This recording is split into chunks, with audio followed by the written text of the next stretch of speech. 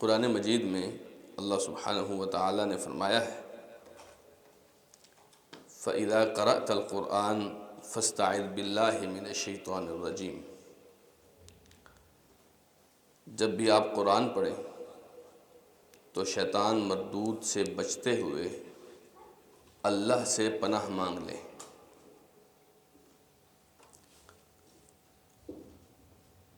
اصل میں شیطان یہ چاہتا ہے کہ ہم قرآن نہ پڑھیں،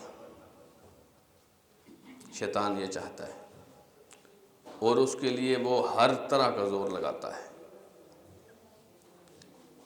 کہ یہ کسی طرح قرآن سے دور ہو جائے۔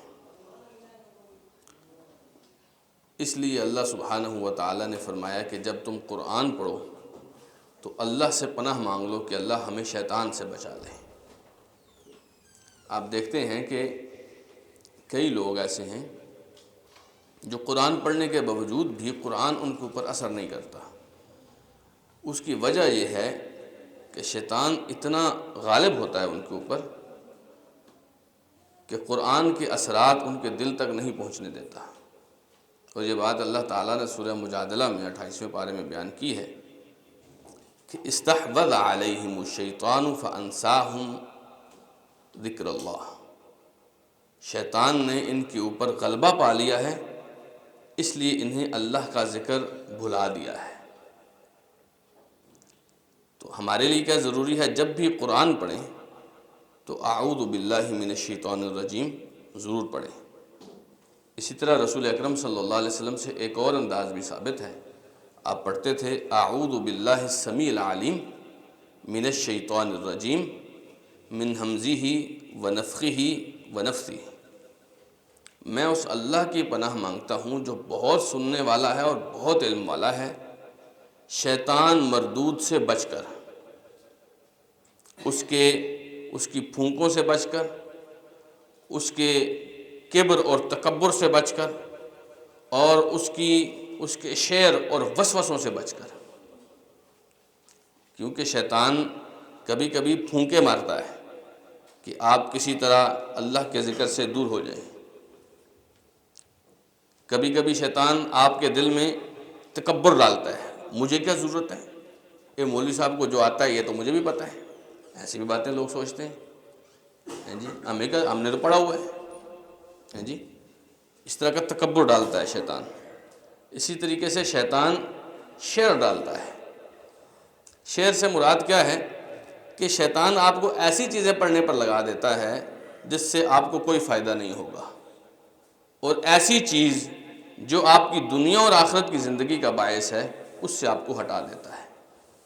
اس لیے نبی کریم صلی اللہ علیہ وسلم ہر طریقے سے شیطان سے بچنا چاہتے تھے۔ تو جب بھی آپ قرآن کھولتے ہیں یا قرآن پڑھنا شروع کرتے ہیں تو آپ نے کیا پڑھنا ہے؟ اعوذ باللہ من الشیطان الرجیم یا اعوذ باللہ السمیع العلیم من الشیطان الرجیم من ہمزہ ونفخہ ونفثہ، ٹھیک ہے؟ اب یہ پڑھنا کب ہے؟ اس کے لیے یاد رکھیے جب بھی آپ قرآن پڑھیں گے آپ نے اعوذ باللہ پڑھنی ہے، جب بھی پڑھیں گے، جبکہ بسم اللہ کے لیے یہ ضروری نہیں ہے۔ بسم اللہ آپ تب پڑھیں گے جب آپ سورت نئے سرے سے شروع کریں گے، شروع سے جب اپنی سورت کو آغاز سے پڑھیں گے تب آپ نے بسم اللہ الرحمن الرحیم بھی پڑھنا ہے۔ درمیان سے پڑھیں گے تو آپ کو بسم اللہ پڑھنے کی ضرورت نہیں ہے، لیکن اعوذ باللہ آپ نے ہر وقت پڑھنی ہے، کیونکہ اللہ تعالیٰ نے فرمایا جب بھی قرآن پڑھو گے تو تم نے اللہ کی پناہ مانگنی ہے شیطان مردود سے۔ پناہ کا کیا مطلب ہوتا ہے؟ دیکھیے، آپ بارش سے اٹے ہوئے اوئلے، آپ کے اوپر اولے گر رہے ہیں، بارش گر رہی ہے، یخ سردی ہے، ہوائیں چل رہی ہیں، آپ بھاگتے بھاگتے آتے ہیں اور میں دروازے پہ کھڑا ہوں، آپ مجھے کہتے ہیں کہ شیخ صاحب مجھے اندر آنے دے، بہت بارش ہے، اور میں آپ کو اندر لے آتا ہوں اور آپ کو سردی سے، بارش سے، اولوں سے بچا لیتا ہوں، یہ پناہ ہے۔ آپ کے پیچھے دشمن لگا ہوا ہے، آپ بھاگتے بھاگتے کسی جھونپڑی میں چھپ جاتے ہیں کہ مجھے تھوڑی دیر چھپنے دو، میرے پیچھے دشمن لگا ہے، اور میں آپ کو بچا کے چھپا لیتا ہوں، یہ پناہ ہے۔ اب یہ جو دشمن ہے ہمارا نا شیطان، یہ ہمیں نظر نہیں آتا۔ ایک دشمن جب ہمیں نظر ہی نہیں آتا تو ہم اس سے بچیں گے کیسے؟ لیکن اللہ تعالیٰ نے فرمایا اِنَّهُ يَرَاكُمْ هُوَ وَقَبِيلُهُ مِنْ حَيْثُ لَا تَرَوْنَهُمْ، شیطان اور اس کا قبیلہ تمہیں وہاں سے دیکھتا ہے جہاں سے تم اسے نہیں دیکھ سکتے۔ تو ایسے دشمن سے ہم کیسے بچیں گے؟ ہم نہیں بچ سکتے۔ اس لیے ہم اپنے اللہ سے درخواست کرتے ہیں، جس اللہ کے اختیار میں سب کچھ ہے، جس کے کنٹرول میں ہر چیز ہے، جس کے حکم کے تحت ہے سب کچھ، حتیٰ کہ شیطان اور شیطان کے تمام تر جتنے بھی چالیں ہیں، جال ہیں، وسوسے ہیں، سب اللہ کے کنٹرول میں ہیں۔ پھر ہم اسی اللہ سے درخواست کرتے ہیں کہ اللہ تو ہمیں اس مردود سے بچا لے۔ تو بات سمجھ آئی؟ اس کو کہتے ہیں تعوذ، پناہ مانگنا۔ تو سب سے پہلے اعوذ باللہ پڑھی جاتی ہے، پھر ہم پڑھتے ہیں بسم اللہ الرحمن الرحیم۔ اس بارے میں اختلاف ہے کہ کیا بسم اللہ ہر سورت کا حصہ ہے یا بسم اللہ صرف سورت کو شروع کرنے کے لیے لکھی گئی ہے۔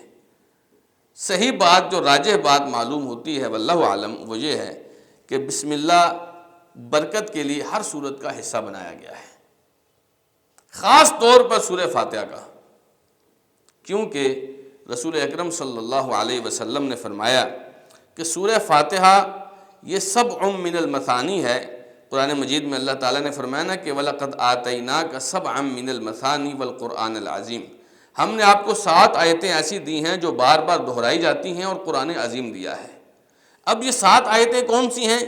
یہ رسول اللہ صلی اللہ علیہ وسلم نے اس کی وضاحت کی ہے۔ آپ نے فرمایا کہ سورہ فاتحہ یہ سبع من المثانی ہے، 7 آیتیں جو بار بار دہرائی جاتی ہیں۔ اگر آپ بسم اللہ کو بیچ میں سے نکال دیں تو باقی 6 آیتیں بچتی ہیں۔ بسم اللہ کو بیچ میں سے نکال دیں تو باقی 6 آیتیں بچتی ہیں۔ اس سے پتہ چلتا ہے کہ بسم اللہ کیا ہے؟ سورہ فاتحہ کا حصہ ہے۔ تو یہ 7 آیتیں سورہ فاتحہ کے ساتھ مکمل ہوتی ہیں۔ بعض جگہوں پہ آپ ہمارے ہاں جو پاکستان انڈیا میں قرآن مجید چلتا ہے، اس میں آپ دیکھیں گے بسم اللہ کے اوپر آیت کا نمبر نہیں لکھا ہوتا، الحمدللہ رب العالمین کے اوپر 1 لکھا ہوتا ہے، یعنی پہلی آیت یہ ہے۔ لیکن وہ پھر جا کر صراط الذین انعمت علیہم کے اوپر دائرہ نہیں لگاتے۔ آپ دیکھیں اپنے قرآن مجید میں دائرہ نہیں لگاتے، لیکن وہاں پر 6 لکھ دیتے ہیں۔ ان کو لگتا ہے کہ 6ٹھی آیت یہاں پر ہے لیکن کنفرم نہیں ہے، اس لیے وہ نشانی آیت والی نہیں لگاتے۔ لیکن صحیح بات یہ ہے کہ بسم اللہ کے سمیت یہ ٹوٹل 7 آیتیں بنتی ہیں، جیسے رسول اللہ صلی اللہ علیہ وسلم نے فرمایا ہے۔ ہم جو سورت سب سے پہلے پڑھنے جا رہے ہیں، اس کا نام ہی فاتحہ ہے۔ فاتحہ کا مطلب ہوتا ہے وہ سورت جس کے ساتھ ہم آغاز کرتے ہیں۔ تو علماء کہتے ہیں اس کو 2 وجہ سے فاتحہ کہتے ہیں۔ آفتاب صاحب 2 وجہ سے اس کو سورہ فاتحہ کہتے ہیں۔ ایک اس وجہ سے کہ اس کی وجہ سے، اس کے ذریعے سے ہم پورے قرآن کا آغاز کرتے ہیں۔ آپ جب قرآن کھولتے ہیں تو سب سے پہلے کیا پڑھتے ہیں؟ آپ سورہ فاتحہ پڑھتے ہیں، ایسے ہے نا؟ اس لیے اس کو فاتحہ کہتے ہیں۔ اور ایک اس لیے اس کو سورہ فاتحہ کہتے ہیں کہ نماز کا آغاز اس سورت کے ساتھ ہوتا ہے۔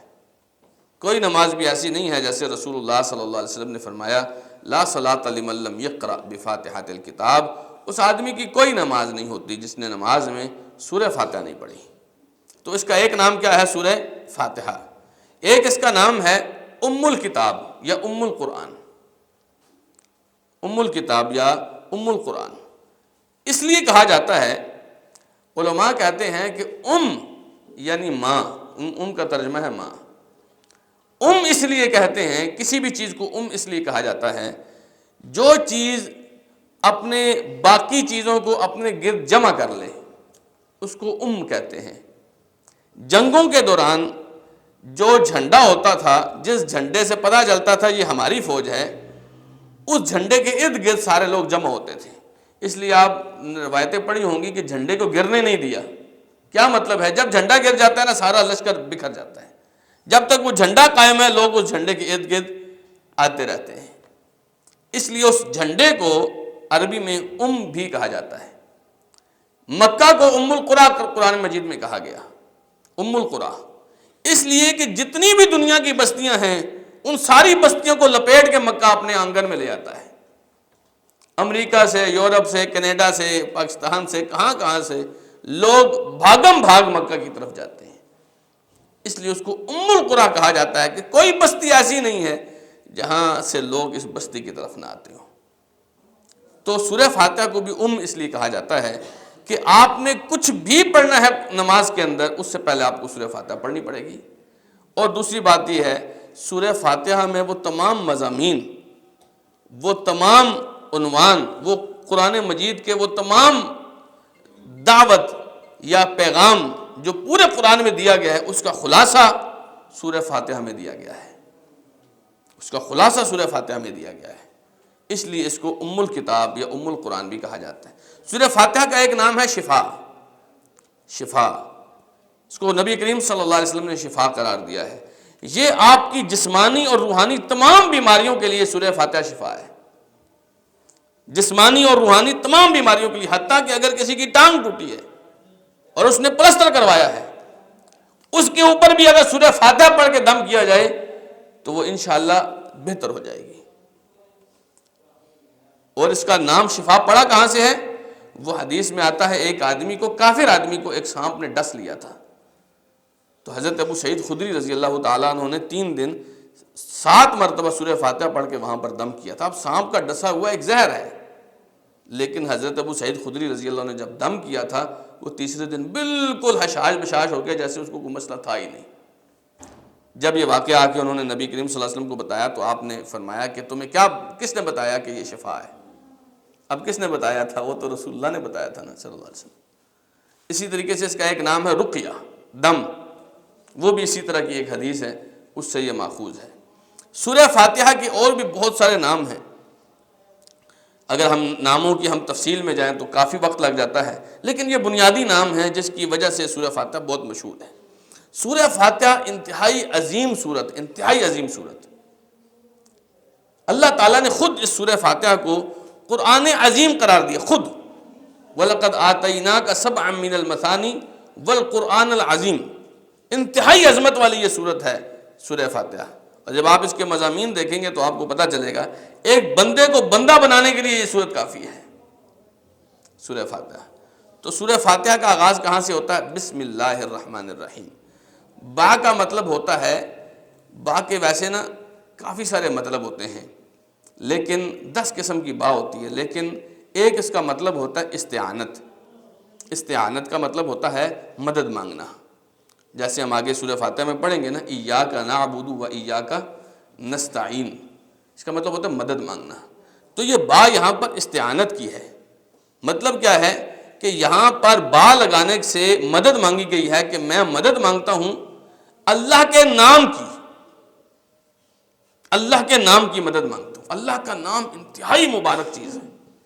تبارک اسم ربک ذو الجلال والاکرام، آپ کے رب کا نام انتہائی بابرکت ہے، انتہائی جلال اور عزت والا نام ہے۔ اللہ کا نام اتنا بڑا نام ہے کہ اللہ کے نام کے آگے ساری کی ساری کائنات ہیچ ہے، اتنا مبارک نام ہے اللہ تعالیٰ کا۔ تو اللہ تعالیٰ کے نام کے ساتھ آپ برکت حاصل کر سکتے ہیں، مدد حاصل کر سکتے ہیں، آپ توفیق مانگ سکتے ہیں۔ یہاں بھی یہی بات ہے، بسم اللہ، اللہ کے نام کی مدد کے ساتھ میں شروع کرتا ہوں۔ الرحمن، وہ اللہ جو نہایت رحمت کرنے والا ہے، بہت رحمان ہے۔ الرحیم، جو نہایت مہربان ہے۔ کہتے ہیں کہ اللہ سبحانہ و تعالی رحمان الدنیا اور رحیم الآخرہ ہے۔ کیا مطلب اس کا؟ کہ رحمان کا مطلب ہے ایسی ذات جو سراسر رحمت ہے، سراسر رحمت ہے۔ حدیث میں آتا ہے نبی کریم صلی اللہ علیہ وسلم نے فرمایا کہ اللہ تعالیٰ نے اپنی رحمت کے 100 حصے کیے۔ کتنے حصے کیے؟ 100 حصے اللہ نے اپنی رحمت کے کیے۔ ان 100 حصوں میں سے 99 حصے اپنی رحمت کے اللہ نے اپنے پاس رکھے، ایک حصہ اللہ تعالیٰ نے زمین میں تقسیم کیا، اور وہ صرف ہمیں نہیں دیا بلکہ مسلمانوں کو، کافروں کو، انسانوں کو، جانوروں کو، درندوں کو، پرندوں کو، جتنی مخلوق ہے اللہ کی۔ جو درندہ اپنے بچے کو پیار کرتا ہے وہ اللہ کی اس رحمت کے ایک حصے کی وجہ سے کرتا ہے۔ جو دشمن بھی اپنے دوست کے اوپر رحمت کرتا ہے، دشمن اپنے دشمن کے اوپر بھی کبھی کبھی جو رحمت کرتا ہے، وہ اللہ کی رحمت کا ایک حصہ ہوتا ہے جو تقسیم در تقسیم ہے۔ آدم علیہ السلام سے لے کر قیامت تک جتنے انسان ہیں، جتنے پرندے ہیں، درندے ہیں، جانور ہیں، حشرات ہیں، سانپ ہیں، جن کے اندر کسی طرح کی بھی کوئی رحمت ہے، وہ اللہ کے ایک حصے کی تقسیم ہے۔ باقی 99 رحمت کے حصے اللہ تعالیٰ نے اپنے پاس سنبھال کے رکھے ہیں۔ ان 99 حصوں کے ذریعے سے قیامت والدن اللہ تعالیٰ اپنے بندوں کو بخشے گا، اتنا رحمان ہے وہ۔ لیکن رحیم کے بارے میں علماء کہتے ہیں کہ اللہ تعالیٰ نے فرمایا ہے وَكَانَ بِالْمُؤْمِنِينَ رَحِيمًا، اللہ تعالیٰ ایمان والوں کے ساتھ بڑا مہربان ہے، رحیم ہے۔ یہ رحمت اللہ قیامت والدن خالص اہل ایمان کے اوپر کرے گا۔ بات سمجھیں، رحمان کی جو صفت ہے اس میں تو مسلمانوں کے ساتھ کافر بھی شامل ہیں، انسانوں کے ساتھ جانور بھی اس رحمت کے اندر حصہ دار ہیں، لیکن جو رحیم ہے یہ صفت اللہ تعالیٰ قیامت والے دن اس صفت کے مطابق اپنے ایمان والے بندوں کی بخشش کرے گا، کافروں کے اوپر یہ والی رحمت نہیں کرے گا۔ اس لیے آپ دیکھیے یہاں بھی اور سورہ فاتحہ میں بھی رحمان اور رحیم دونوں اکٹھے ذکر ہوئے ہیں، تاکہ ایسا بھی ہو کہ آپ کو دنیا میں اپنی اللہ کی رحمتوں کا یقین ہو، اور ایسا بھی ہو کہ آپ کو یہ ڈر بھی ہو کہ اگر قیامت والے دن اللہ نے یہ رحمت مجھ پر نچھاور نہ کی تو میں تو نقصان اٹھاؤں گا۔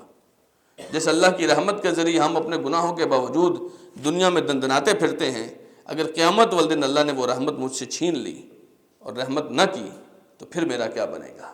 دونوں باتیں ذہن میں رکھنی ہیں۔ بسم اللہ الرحمن الرحیم کے بعد فرمایا الحمدللہ۔ حمد کا مطلب ہوتا ہے کہ ایسی تعریف جو کسی کی ذاتی خوبی کے اوپر کی جائے، ایسی تعریف جو کسی کی ذاتی خوبی کے اوپر کی جائے۔ تعریف لوگوں کی نا 2-3 وجہ سے کی جا سکتی ہے، 2-3 وجہ سے۔ اس وجہ سے بھی لوگ تعریف کرتے ہیں کہ کسی کو اللہ کی طرف سے کوئی نعمت ملے، اللہ کی طرف سے، اس کا اپنا کوئی حصہ نہیں ہوتا۔ مثلا ایک آدمی خوبصورت ہے، اب وہ خوبصورتی آپ کی ذاتی تو نہیں ہے نا، وہ تو اللہ نے بنائی ہے نا۔ بدصورت اگر کسی کو بنایا تو کس نے بنایا ہے؟ اللہ نے بنایا نا۔ کسی کو گورا بنایا تو کس نے بنایا ہے؟ اللہ نے بنایا نا۔ اس تعریف کو کہتے ہیں ثنا۔ اس کو کیا کہتے ہیں؟ ثنا۔ ایک تعریف کی جاتی ہے وہ خوبی جو کسبی ہوتی ہیں، یعنی آپ اپنے اندر کوئی خوبیاں پیدا کرتے ہیں، اپنے اندر کوئی خوبیاں پیدا کرتے ہیں، محنت کرتے ہیں۔ مثلا ایک عالم ہے، آپ اس کے علم کی تعریف کرتے ہیں کہ بہت بڑا عالم ہے، کتنا علم ہے اس کے پاس۔ اب یہ علم اللہ سبحانہ و تعالیٰ کی توفیق کے ساتھ اس نے خود حاصل کیا نا، محنت کی نا۔ اس کے ساتھ کلاس میں بیٹھے ہوئے دوسرے طالب علم نے محنت نہیں کی تو وہ تو اتنا بڑا عالم نہیں بنا نا۔ بات سمجھے کہ نہیں؟ یہ والی خوبی اس نے اپنے اندر خود پیدا کی ہے۔ اب جب آپ اس خوبی پر اس کی تعریف کریں گے تو اس کو کہتے ہیں حمد۔ اس کو کیا کہتے ہیں؟ حمد۔ اور پھر تیسری چیز ہوتی ہے، ایک آدمی جب کسی کے اوپر احسان کرتا ہے تو بدلے میں وہ جو آپ کی شکریہ کے لیے آپ کی جو تعریف کرتا ہے اس کو شکریہ کہتے ہیں، شکر کہتے ہیں۔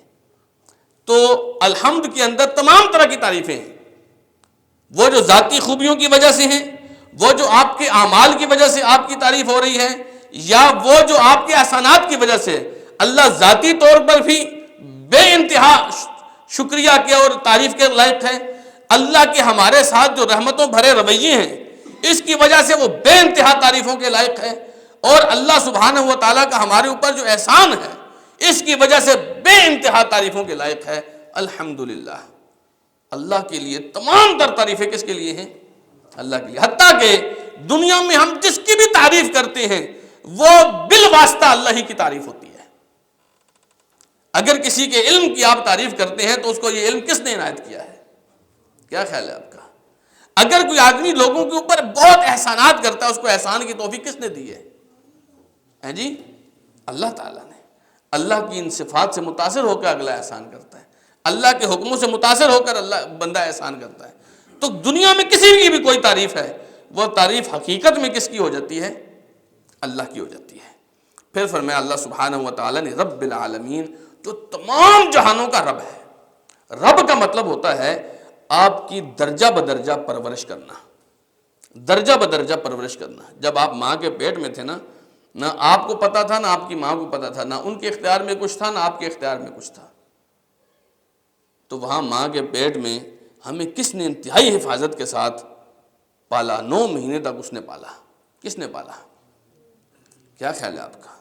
اس درجے میں بھی اس نے ہماری پرورش۔ پھر جب آدمی پیدا ہوتا ہے، بچہ پیدا ہوتا ہے، تو اب اس کے ماں باپ کچھ نہ کچھ اس کی کیئر کرتے ہیں، خیال کرتے ہیں۔ اب اس ماں باپ کے دل میں اس بچے کی اتنی محبت کس نے ڈالی ہے، اور پھر ان کی وجہ سے بچے کو اتنی سپورٹ کس نے دی ہے؟ درجہ بدرجہ اس بچے پھر یہ بچہ جب بڑا ہوتا ہے لڑکپن میں، آپ دیکھتے ہیں کئی بچے پیدا ہوتے ہی ICU میں چلے جاتے ہیں۔ آپ کا بچہ کتنے دن تھا جی؟ 9 دن ان کا بچہ رہا، ان کا تو مجھے یاد ہے جی۔ وہ مسلسل وہ بہت زیادہ نگہداشت کے اندر تھا۔ اسی طرح اور بھی ہوتے ہیں۔ اب اس انتہائی نگہداشت کے اندر بچے کو واپس زندگی دے کر آپ کی گود میں لانا، یہ کس کا کام ہے؟ یہ خالص اللہ کرتا ہے۔ تو رب وہ ہوتا ہے جو درجہ بدرجہ، ہر درجے میں، ہر لمحے میں، ہر لحظے میں آپ کو جب جس چیز کی ضرورت ہوتی ہے وہ عنایت فرماتا ہے۔ یہ رب العالمین ہے۔ اور یہ رب العالمین اس لیے کہا کہ آپ صرف اپنے بارے میں سوچیں، باقی مخلوق کے بارے میں تو آپ اور میں سوچ بھی نہیں سکتے ہیں کہ اللہ پوری مخلوق کے ساتھ کتنے احسانات کرتا ہے۔ تو یہ رب العالمین ہے۔ پھر فرمایا الرحمن الرحیم، وہ نہایت رحم کرنے والا اور نہایت مہربان ہے۔ علماء کہتے ہیں یہاں پر دوبارہ الرحمن الرحیم اس لیے ذکر کیا کہ جب اس نے رب العالمین کہا نا کہ سارے عالموں کا رب ہے، تو آپ کے دل میں کوئی اللہ کے بارے میں کوئی خوف ایسا بھی پیدا ہو سکتا ہے کہ آپ گھبرا جائیں۔ اس لیے دوبارہ اللہ تعالیٰ نے اپنی رحمتوں کے تذکرے کیے کہ اتنا بڑا رب ہونے کے باوجود بھی وہ تمہارے دنیاوی بادشاہوں کی طرح سے ظالم اور جابر نہیں ہے۔ اتنا بڑا رب ہونے کے باوجود بھی وہ نہایت مہربان ہے، نہایت رحم کرنے والا ہے۔ ہمیں کیا خیال ہے تھوڑی سی بادشاہت ملے، تھوڑا سا عہدہ ملے، تھوڑے سے اختیار ملے، زمین پر پاؤں نہیں لگتا، ہم بندے کو بندہ نہیں سمجھتے ہیں جی۔ لیکن مالک الملک اتنا بڑا ہونے کے باوجود ہم فقیروں کو پھر بھی چلا لیتا ہے، یہ اس کی شان ہے۔ فرمایا مالک یوم الدین، ایک تو ہے نا کہ یہ تم دنیا دیکھتے ہو، ایک دنیا اس نے اور بنائی ہے جس میں وہ حساب کرے گا۔ دین کہتے ہیں بدلے کو۔ دین کس کو کہتے ہیں؟ بدلے کو۔ عربی میں ایک مقولہ ہے کما تدین تدان، کما تدین تدان، اس کا اردو میں ترجمہ یہ ہے جیسا کرو گے ویسا بھرو گے، یعنی جیسا تمہارا رویہ ہوگا ویسا تمہارے ساتھ رویہ رکھا جائے گا۔ تو دین کا مطلب ہوتا ہے بدلہ، یعنی جیسے تم نے اعمال کیے ہیں ان اعمال کا بدلہ ایک دن تمہیں ملے گا۔ اس دن کا نام ہے یوم الدین، یا بہت ساری جگہوں پر قیامت، الساعہ، یہ ایسے بہت سارے نام ہیں قیامت کے۔ وہ اس دن کا مالک ہے۔ یہ اس لیے فرمایا کہ دنیا میں ہم جیسے نکمے لوگ، بہت سارے جھوٹے لوگ، بہت سارے جھوٹے بادشاہ، وہ اپنی بادشاہت کو کل بادشاہت سمجھ بیٹھتے ہیں۔ دنیا میں لوگ دعوے دار ہوتے ہیں میں بھی بادشاہ ہوں، یہ بھی ملک ہے، یہ بھی فلاں ہے، لیکن فرمایا مالک یوم الدین، ایک دن آئے گا جب تمہیں یہ دعویٰ کرنے کی بھی ہمت نہیں ہوگی۔ ابھی بھی جن لوگوں کے پاس بادشاہت ہے ان کے پاس اپنی تو کچھ بھی نہیں ہے، اللہ تخت دیتا ہے، لیکن ایک دن آئے گا کہ ان کے اندر اتنا دعویٰ کرنے کی بھی ضرورت نہیں ہوگی کہ میں بادشاہ ہوں، اتنا بھی نہیں ہوگا۔ اور وہ دن قیامت کا دن ہے۔ اللہ تعالیٰ اس دن پوچھے گا لمن الملک اليوم، آج کون بادشاہ ہے؟ اور حدیث میں آتا ہے نبی کریم صلی اللہ علیہ وسلم نے فرمایا کہ اللہ تعالیٰ پھر خاموش ہو جائے گا اور ایک لمبے عرصے تک خاموشی طاری رہے گی۔ جب کوئی بھی مخلوق میں سے نہیں بولے گا نا، پھر اللہ خود فرمائے گا للہ الواحد القہار، صرف اللہ کی ہے جو واحد ہے اور انتہائی غلبے والا ہے۔ آج صرف اس کی بادشاہت ہے، اس دن کوئی نہیں بول سکے گا۔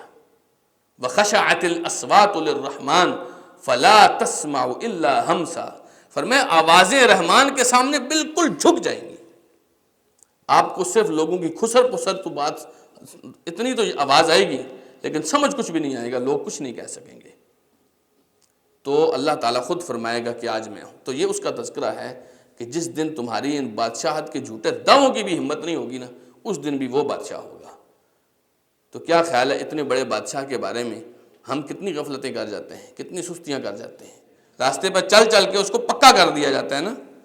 اس راستے کو کہتے ہیں طریق معبد، یہ ایسا راستہ ہے جو بالکل برابر ہو گیا ہے، یعنی یہ اتنے اس کے اوپر لوگ چلے ہیں، اتنا اس کو ٹھوکریں لگی ہیں، اتنا یہ لوگوں کے پاؤں کے نیچے آیا ہے کہ اب بالکل برابر ہو گیا ہے۔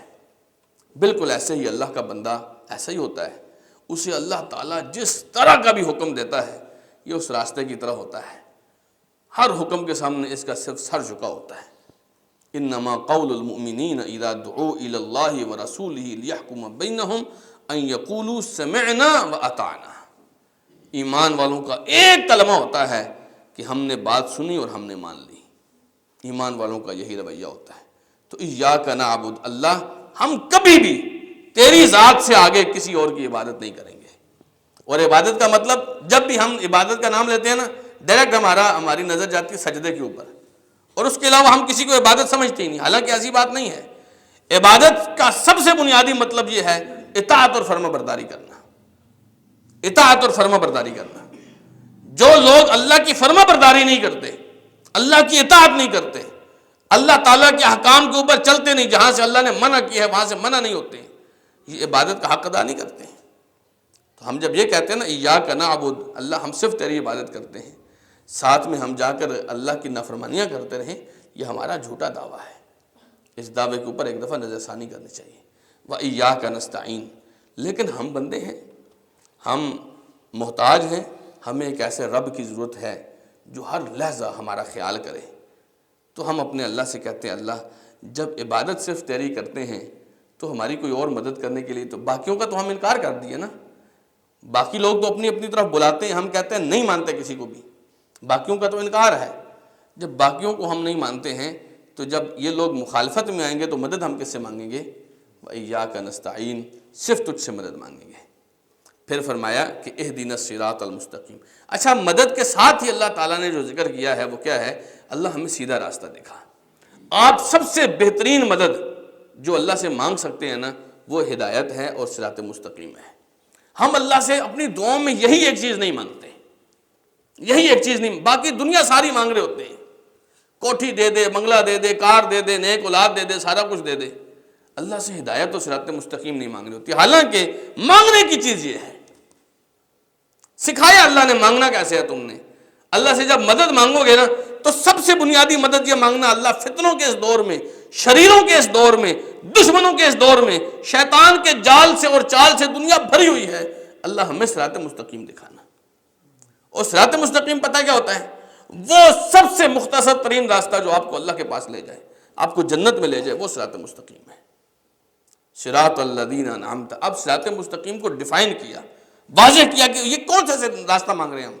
اللہ ان لوگوں کا راستہ جن کے اوپر تیرا انعام ہوا، جن کے اوپر تیرا انعام ہوا، ان کا راستہ نہیں غیر المغضوب علیہم، ان کا راستہ نہیں جن کے اوپر تیرا غضب ہوا، ان لوگوں کا راستہ نہیں۔ ایسے بدبختوں کے راستے پر ہمیں نہ چلانا جن کے اوپر تو غصہ ہوا، بلکہ ان لوگوں کے راستے پر چلانا جن پر تیرا انعام ہوا۔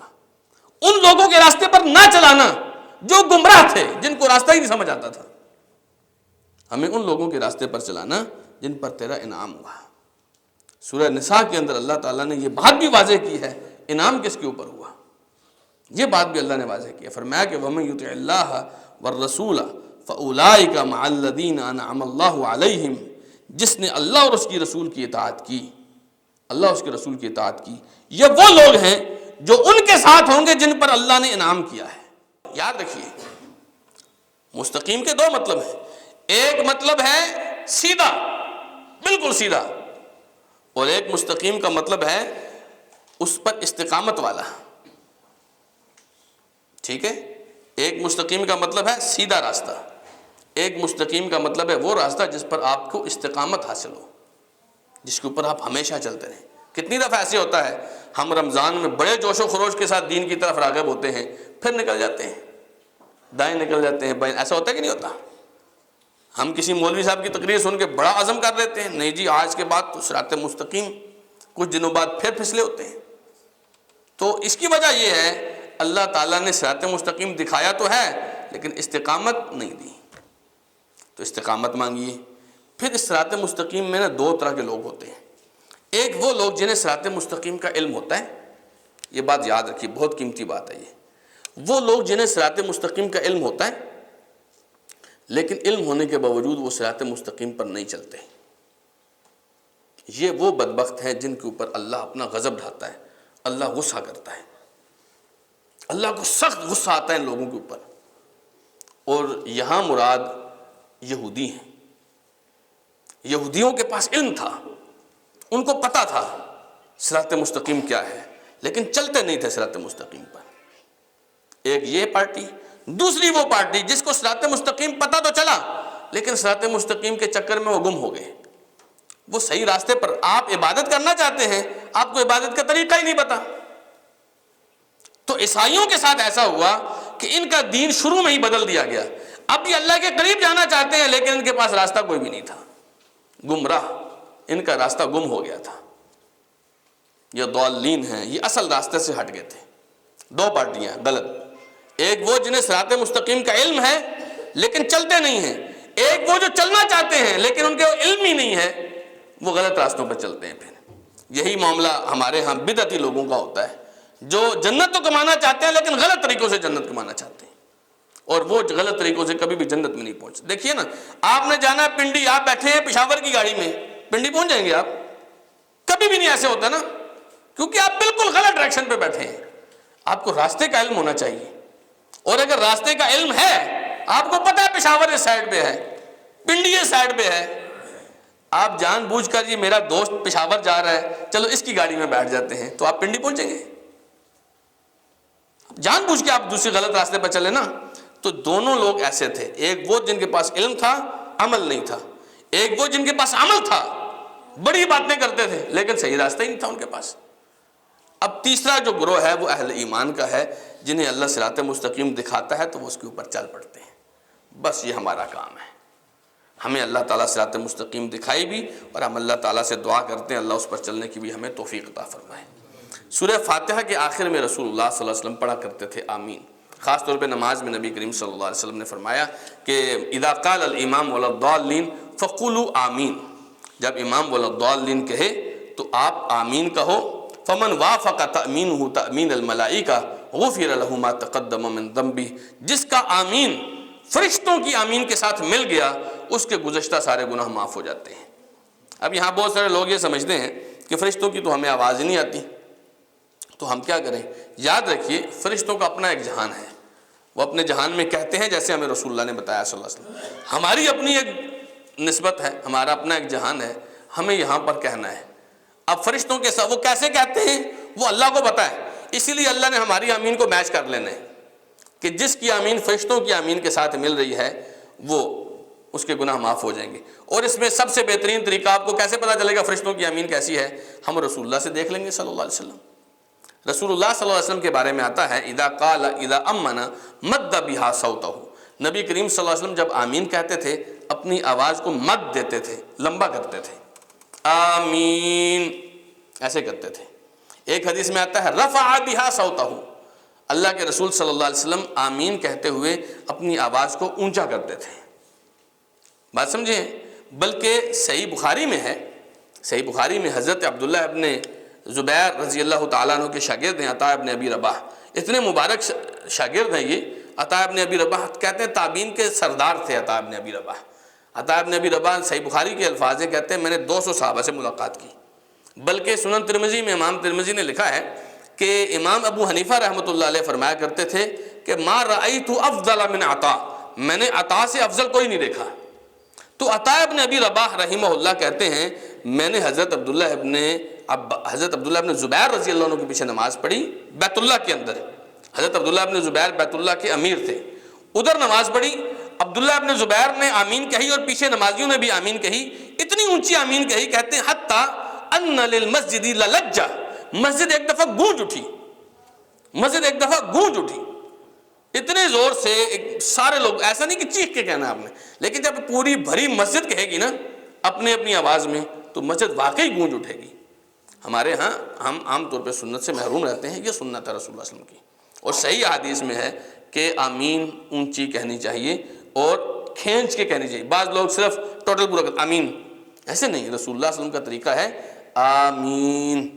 جیسے لوگ رفع الدین کیسے کرتے ہیں, ناف تک رفع الدین کرتے ہیں, ایسا نہیں.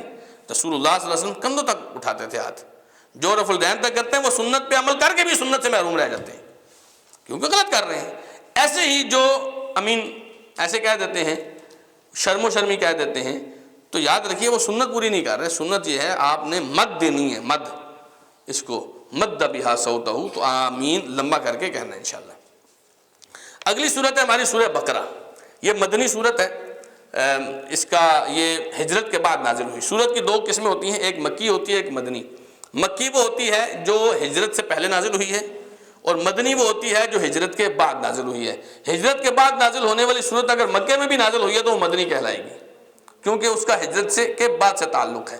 تو سورہ بقرہ مدنی صورت ہے، اس میں عام طور پر اللہ سبحانہ و تعالیٰ نے یا تو یہودیوں اور عیسائیوں کو دعوت دی ہے، یا اللہ سبحانہ و تعالیٰ نے مسلمانوں کو دین اسلام کے احکام دیے، دین اسلام کے مطابق زندگی گزارنے کا طریقہ کار بتایا ہے۔ جو مکی صورتیں ہیں نا، اس میں اللہ سبحانہ و تعالیٰ نے عام طور پر مسلمانوں کو عقیدہ سکھایا ہے، عقیدہ توحید سکھائی ہے، جنت کے بارے میں بتایا ہے، جہنم کے بارے میں بتایا ہے، اپنی محبت سکھائی ہے، اپنے قریب اپنے رسول کی اہمیت بتائی ہے۔ جو مکی صورتیں ہیں اس میں اللہ تعالیٰ نے نظریات اور فکری لوگ بنائے ہیں۔ جو مدنی صورتیں ہیں اس میں اللہ تعالیٰ نے پھر اس عقیدے اور نظریات کی بنیاد پر انہیں زندگی گزارنے کا طریقہ کار بتایا ہے۔ تو سورہ بقرہ قرآن مجید کی سب سے بڑی صورت بھی ہے، سب سے عظیم صورت بھی ہے۔ اس میں نبی کریم صلی اللہ علیہ وسلم کی کئی حدیث ہیں، بلکہ نبی کریم صلی اللہ علیہ وسلم نے فرمایا کہ اقرؤوا سورۃ البقرہ، سورہ بقرہ پڑھا کرو، فإن أخذها برکہ، کیونکہ اس کو پڑھنے سے برکت حاصل ہوتی ہے، وترکها حسرہ، یہ نہ پڑھنے سے آپ حسرت کا شکار ہوتے ہیں۔ حسرت کا مطلب ہوتا ہے ایک چیز آپ کے ہاتھ سے نکل گئی اور آپ بعد میں ہاتھ ملتے رہ گئے، اوہو نکل گئی یار، ٹائم نکل گئے، یہ حسرت ہے۔ کیونکہ آپ نے فرمایا کہ سورہ بقرہ کو چھوڑنے سے انسان حسرت کا شکار ہوتا ہے۔ وَلَا يَسْتَطِيعُهَا الْبَطَلَةُ، اور جو باطل قوتیں ہیں، جن، شیطان، اس طرح کی نظر بد وغیرہ، یہ سورہ بقرہ کا توڑ نہیں کر سکتی، سورہ بقرہ کو چھیڑ نہیں سکتی۔ جس گھر میں سورہ بقرہ پڑھی جاتی ہے وہاں شیطان کا ڈیرا نہیں ہو سکتا، بلکہ آپ فرمایا کرتے تھے وہاں سے شیطان بھاگ جاتا ہے جس گھر میں سورہ بقرہ پڑھی جاتی ہے۔ تو سورہ بقرہ بہت فضیلت والی، آپ صلی اللہ علیہ وسلم اس کو فرمایا کرتے تھے قرآن کے دو پھول۔ آپ فرمایا کرتے تھے ہما امامتان، سورہ بقرہ اور سورہ آل عمران یہ دو صاحبان ہیں قیامت والے دن۔ تو بڑی مبارک صورت ہے۔ فرمایا اللہ سبحانہ تعالیٰ نے بسم اللہ الرحمن الرحیم، الف لام میم۔ الف لام میم کا ہمارے ساتھ جو رویہ ہے، دکانوں پہ لکھ کے ہم لٹکا دیتے ہیں یہ سارے حروف، حالانکہ یہ کچھ خاص مقاصد کے لیے حروف آئے ہیں۔ ایک تو آپ کو پتہ ہونا چاہیے کہ کچھ چیزیں ایسی ہیں جن کا علم اللہ سبحانہ تعالیٰ نے ہمیں نہیں دیا، لیکن ہمیں فرمایا کہ ایمان لانا ہے۔ تو ہم الف لام میم کے معنی سے واقف نہیں ہیں، بالکل واقف نہیں ہیں، لیکن ہم ایمان لاتے ہیں کہ یہ عین حق ہے، جو بھی اللہ نے فرمایا ہے وہ حق ہے۔ کیا خیال ہے آپ کا؟ ہم یہ نہیں کہیں گے کہ ہمیں سمجھ نہیں آ رہی تو یہ پتہ نہیں ہمیں لکھ دیا کسی نے، ایسے نہیں ہے، یہ حق ہے، اللہ نے جو بھی فرمایا۔ ہاں اس کا معنی اللہ نے ہمیں نہیں دیا ہے۔ علماء کہتے ہیں کہ اللہ اعلم بمرادہ، اللہ کو پتہ ہے ان حروف مقطعات کا کیا معنی ہے، لیکن جس طرح حدیث میں آتا ہے نبی کریم صلی اللہ علیہ وسلم نے فرمایا الف حرف، لام حرف، میم حرف، الف کی آپ کو 10 نیکیاں الگ ملیں گی، لام کی 10 نیکیاں الگ ملیں گی، میم کی 10 نیکیاں الگ ملیں گی۔ تو الف لام میم جو حروف مقطعات کہلاتے ہیں، ان کو آپ الگ الگ کر کے پڑھتے ہیں، علم نے ان کو نہیں پڑھیں گے، اس کو الف کو الگ، لام کو الگ اور میم کو الگ کر کے پڑھیں گے۔ ذالک الکتاب، یہ عظیم کتاب، ذالک کا ویسے مطلب ہوتا ہے وہ، لیکن کتاب تو ہمارے پاس ہے۔ کیا خیال ہے آپ کا؟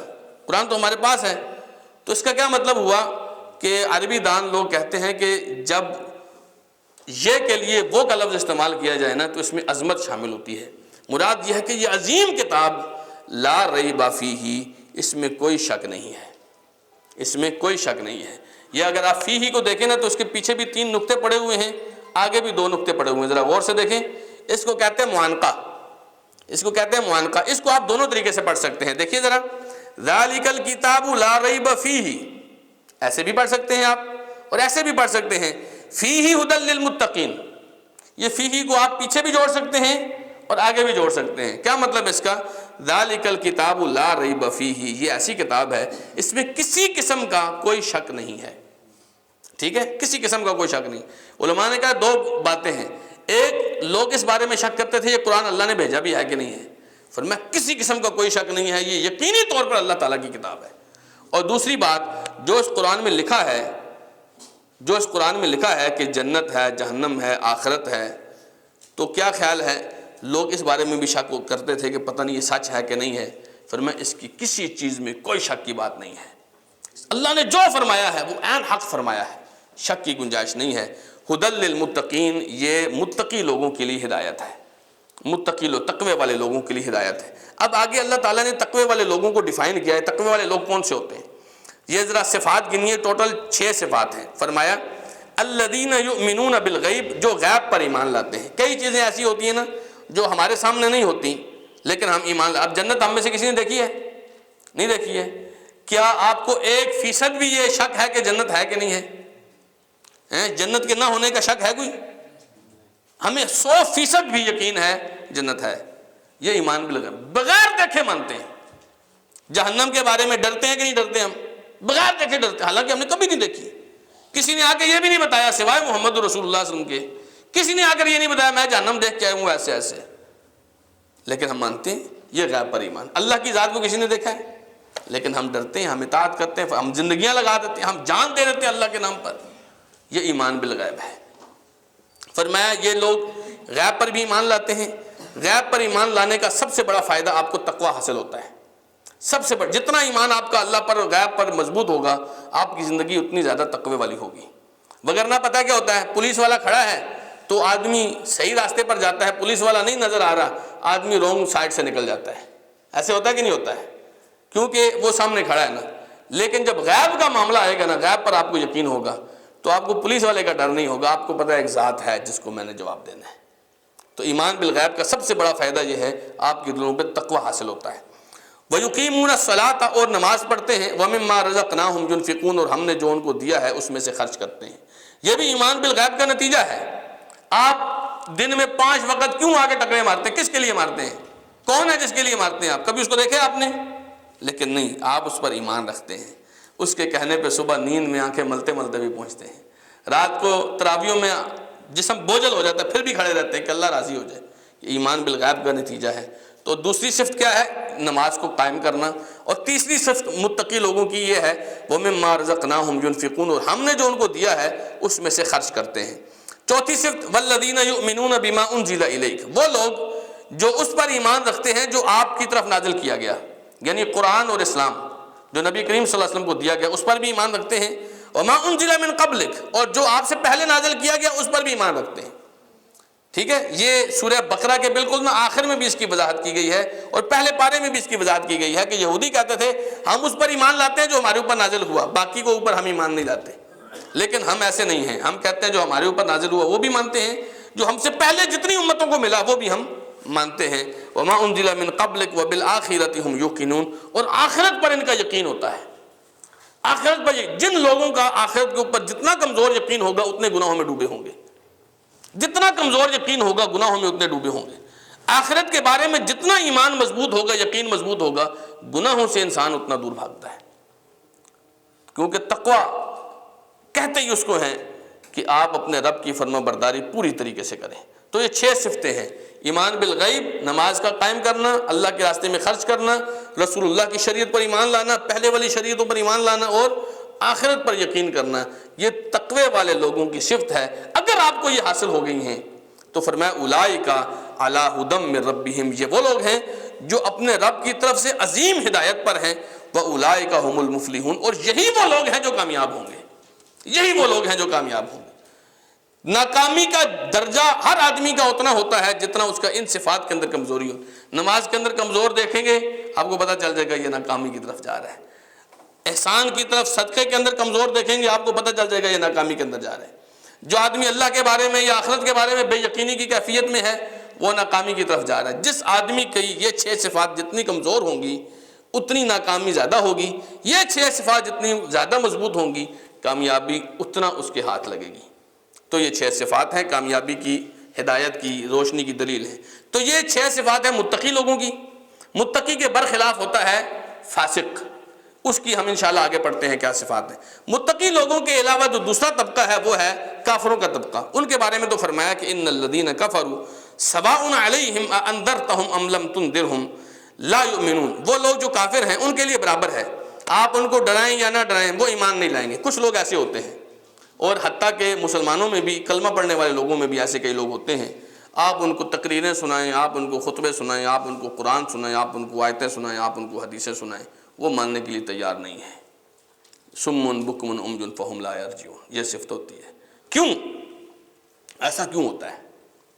اس وجہ سے ہوتا ہے ختم اللہ علی قلوبہم ان کے دلوں پہ اللہ نے مہر لگا کے بند کر دیا ہے. وعلی سمعہم ان کے کانوں پہ اللہ نے مہر لگا دی ہے. وعلی ابصارہم غشاوہ ان کے آنکھوں کے آگے اللہ نے پردہ ڈال دیا ہے. جس آدمی کی آنکھوں کے آگے پردہ ہو وہ کیا مانے گا کہ اس پردے کے پیچھے کیا ہے؟ اس کو کچھ نظر نہیں آئے گا نا۔ جس آدمی کے کانوں میں مہر لگی ہے اس کو سنائی کچھ نہیں دیتا۔ جس آدمی کے دل کو اللہ نے جکڑ دیا ہے اس آدمی کو سمجھ ہی کچھ نہیں آتا، تو اس نے کیا ماننا ہے؟ کیا ماننا ہے اس نے؟ جی وَلَهُمْ عَذَابٌ عَظِيمٌ، ان کے لیے بہت بڑا عذاب ہے۔ یہاں کو یہ بات نہ سمجھے، اللہ تعالیٰ نے یہ مہر خود سے لگائی ہے، یہ کوئی نہ سمجھے۔ یہ مہر، یہ جو پردہ ہے، یہ ہمارے گناہوں کے بسبب ہوتا ہے، ہمارے گناہوں کے بسبب۔ حدیث میں کیا آتا ہے؟ نبی علیہ السلام نے فرمایا جب آدمی گناہ کرتا ہے اس کے دل پہ ایک کالا دھبا لگ جاتا ہے، پھر دوسرا گناہ کرتا ہے تو ایک اور دھبا لگ جاتا ہے۔ اگر توبہ کر لے وہ دھبا دھل جاتا ہے، دل دوبارہ صاف ہو جاتا ہے۔ اگر توبہ نہ کرے یہ دھبا بڑھتا جاتا ہے، بڑھتا جاتا ہے، بڑھتا جاتا ہے، گناہ کرتا جاتا ہے، پھر ایک وقت آتا ہے یہ دل سارے کا سارا سیاہ ہو جاتا ہے۔ تب آپ نے فرمایا کلا بل ران علی قلوبہم ما کانوا یکسبون، ان کے گناہوں کی وجہ سے، ان کے کرتوتوں کی وجہ سے ان کے دلوں کے اوپر اب زنگ چڑھ گیا ہے۔ یہ وہ ران ہے، یہ وہ مہر ہے جو اللہ تعالیٰ لگا دیتا ہے۔ تو یہ گناہوں کی وجہ سے ہوتا ہے۔ ایسا نہیں ہے کہ اللہ تعالیٰ نے آپ کو ہدایت دینے سے پہلے ہی مہر لگا دی ہے، نہیں، آپ کے گناہوں کی وجہ سے، ہمارے اعمال کی وجہ سے اللہ تعالیٰ مہر لگاتا ہے۔ اس لیے یہ جو کیفیت پیدا ہوتی ہے نا وہ اس وجہ سے ہوتی ہے، اور اس کیفیت کا سب سے بہترین ازالہ یہ ہے، جیسے زنگ کو اتارنے کے لیے ریگمال مارا جاتا ہے، اس کیفیت کا سب سے بہترین ازالہ یہ ہے قرآن کی مجلسیں۔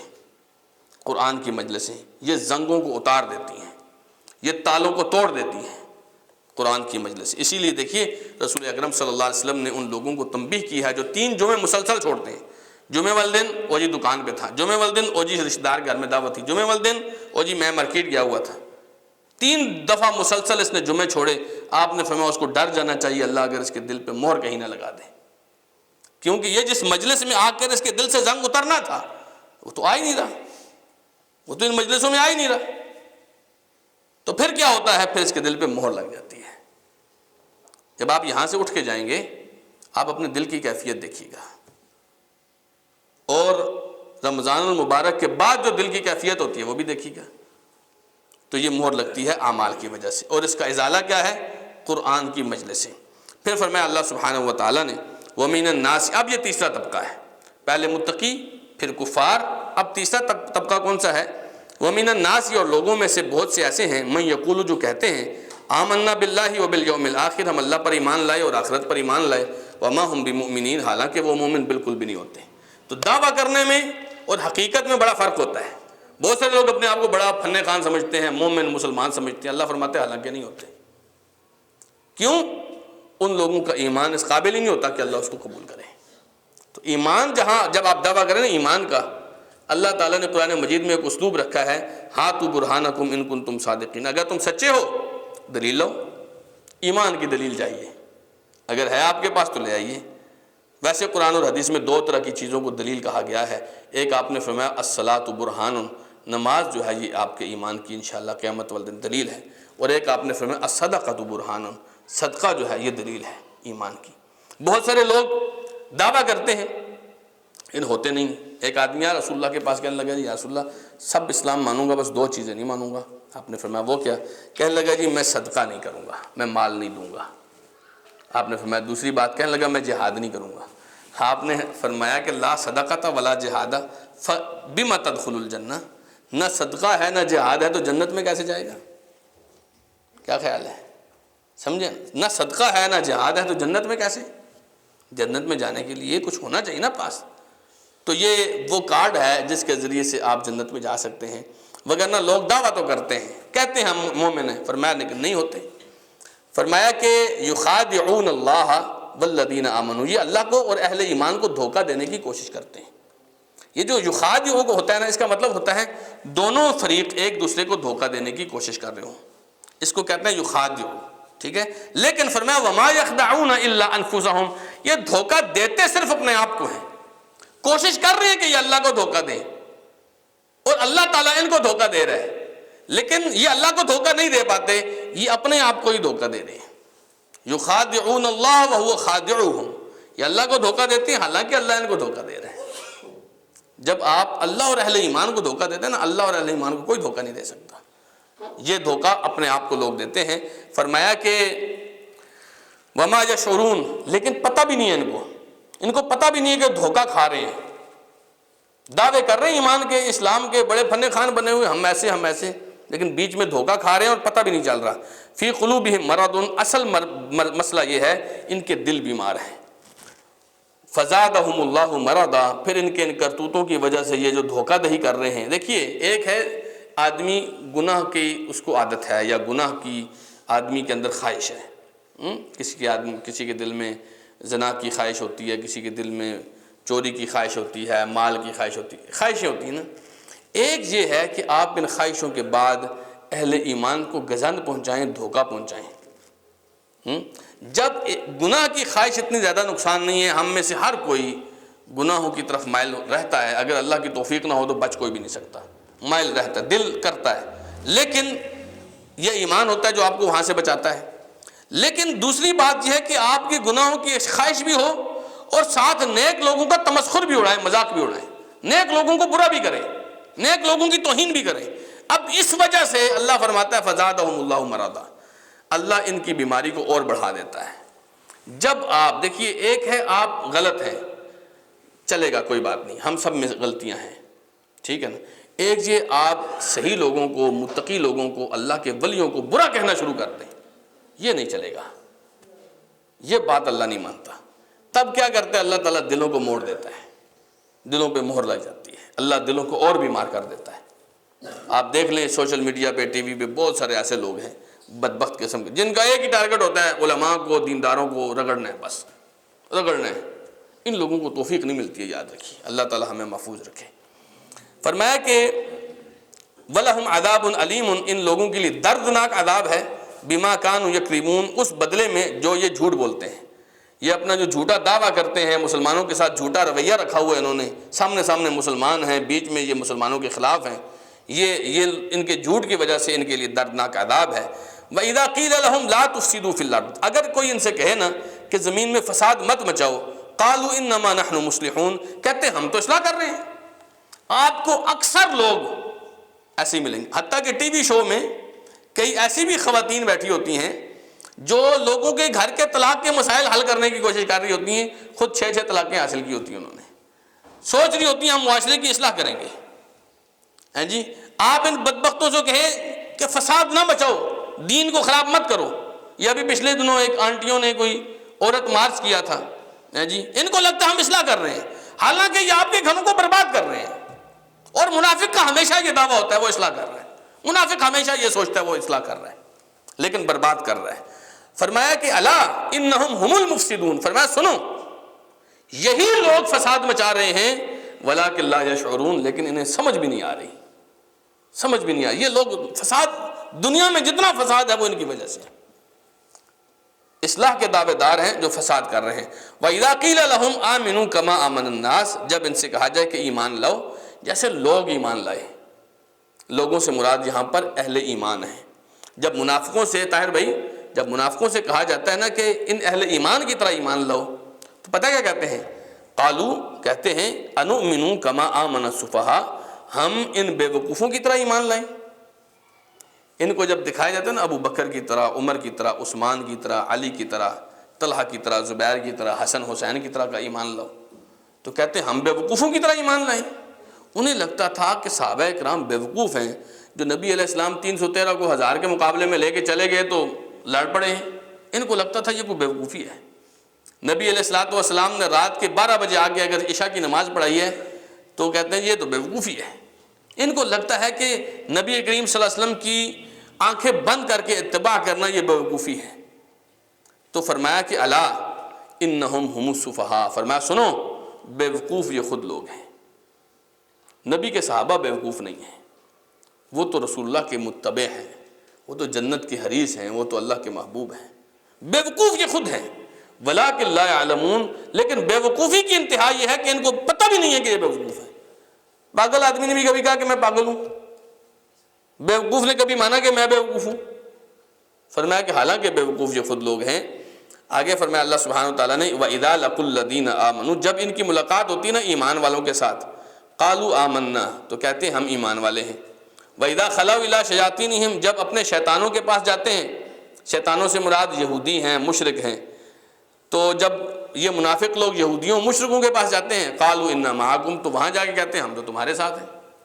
ایمان والوں کے ساتھ ملتے ہیں تو کہتے ہیں ہم ایمان والے ہیں، مشرکوں کافروں کے پاس جاتے ہیں تو ہم کہتے ہیں ہم تمہارے ساتھ ہیں۔ فرمایا انما نحن مستہزئون، کہتے ہیں وہاں تو ہم مذاق کر رہے تھے، ایمان والوں کے ساتھ تو مذاق کر رہے تھے۔ فرمایا اللہ یستہزئ بہم، مذاق تو ان کے ساتھ اللہ کر رہا ہے، مذاق تو ان کے ساتھ خود ہو رہا ہے، ایمان والوں کے ساتھ نہیں کر رہے۔ وَيَمُدُّهُمْ فِي طُغْيَانِهِمْ، ان کی سرکشی میں اللہ ان کو ڈھیل دے رہا ہے۔ یعمہون، یہ سرگرداں پھرتے ہیں اپنی سرکشی کے اندر، اس سیلاب میں ان کو سمجھ بھی نہیں آ رہی ہے کہاں کہاں جا رہے ہیں، ان کے ساتھ مذاق ہو رہا ہے۔ اولئک، یہ وہ لوگ ہیں الذین اشتروا الضلالۃ بالہدیٰ، جنہوں نے ہدایت کے بدلے میں گمراہی کو خریدا۔ اللہ ان کو دے رہا ہدایت، انہوں نے ہدایت لے بھی لی لیکن ہدایت کو چھوڑ کے کہتے ہیں نہیں گمراہی چاہیے، مسلمانوں کو چھوڑ کے کہتے ہیں کافروں کے ساتھ ہیں۔ تو یہ ان کی فرمایا کہ ان لوگوں نے ہدایت کے بدلے میں گمراہی خریدی۔ فما ربحت تجارتہم، ان کی تجارت نے ان کو کوئی فائدہ نہیں دیا۔ وما کانوا مہتدین، نہ ان کو کوئی راستہ ملا، انہیں کوئی راستہ بھی نہیں ملا۔ مثلہم، ان کی مثال ایسے ہے کمثل الذی استوقد نارا، اس آدمی کی طرح جس آدمی نے آگ جلائی، ایک آدمی نے آگ جلائی۔ فلما اضاء ما حولہ، جب اس آگ نے ارد گرد کا سارا ماحول روشن کر دیا، ذهب اللہ بنورہم، اللہ تعالیٰ ان کا نور لے گیا۔ فترکہم وترکہم فی ظلمات، انہیں اندھیروں میں چھوڑ دیا، لا یبصرون، یہ کچھ بھی نہیں دیکھ رہے تھے۔ یہ منافقوں کی مثال اللہ تعالیٰ نے، دیکھیے اللہ تعالیٰ نے ان کو دین دیا، اسلام دیا، اسلام کی توفیق ملی، یہ لوگ مسلمان ہوئے، روشنی ان کے گھروں میں آئی، لیکن جیسے ہی یہ روشنی سے فائدہ اٹھانے لگے اللہ تعالیٰ نے دلوں سے ایمان کھینچ لیا، دلوں سے ایمان کھینچ لیا۔